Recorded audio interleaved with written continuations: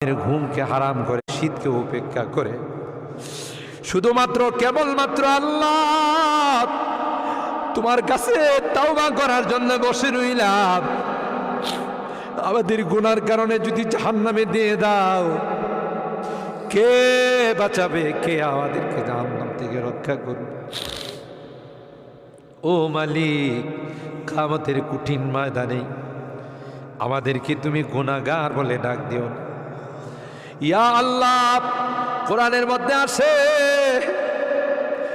জাহান্নামীরা জাহান্নামের আযাব সহ্য করতে না পাইরা করুতি মিনতির সাথে, কাকুতি মিনতির সাথে বলবি, ইয়া মালিক লিয়াকদি আলাইনা রাব্বুক।